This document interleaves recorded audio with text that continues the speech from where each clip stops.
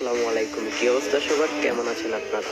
আজ রোজ শুক্রবার থেকে হোগলাকান্দি সরকারি প্রাথমিক বিদ্যালয়ের মাঠ প্রাঙ্গণে হোগলাকান্দি গৌড় টুর্নামেন্টের ফাইনাল ম্যাচটি অনুষ্ঠিত হয়েছে। আজকের ফাইনাল ম্যাচটিতে যে দুটি শক্তিশালী দল অংশগ্রহণ করবেন, হোগলাকান্দি মায়ের দোয়া ফুটবল একাদশ বনাম হোগলাকান্দি ভিক্টোরিয়ান্স ফুটবল একাদশ।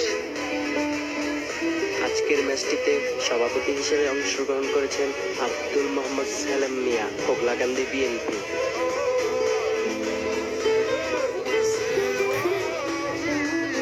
আজকের ম্যাচটিতে প্রধান অতিথি হিসেবে অংশগ্রহণ করেছেন জনাব মোহাম্মদ মুসা হায়দার, যোগ্য আহ্বায়ক যুবদল বাঞ্ছারামপুর উপজেলা।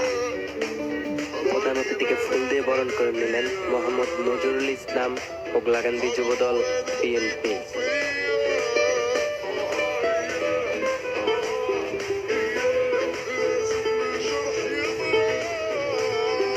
আজকের খেলাটি উদ্বোধন করেছেন জনাব মোহাম্মদ মুসা হায়দার, যোগ্য আহ্বায়ক যুবদল বাঞ্ছারামপুর উপজেলা।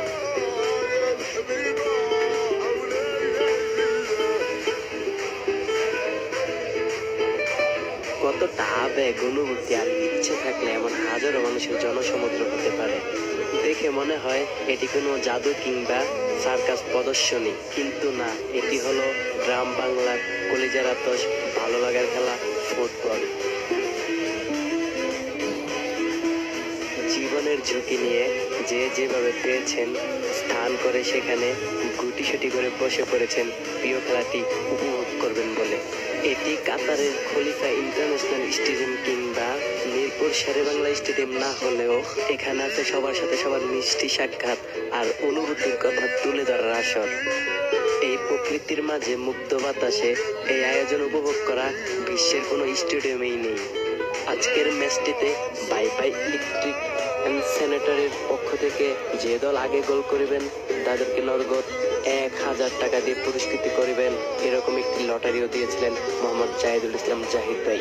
কিন্তু খুবই দুঃখজনক একটি ম্যাচ হয়েছে, মাঠে কোনো দলই গোল করতে পারেনি।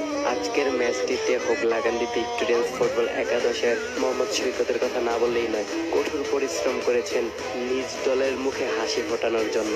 তাছাড়াও মায়ের দোয়া ফুটবল একাদশের মোহাম্মদ মেহেদি হাসান সজীব ভাই অনেক ভালো খেলেছেন।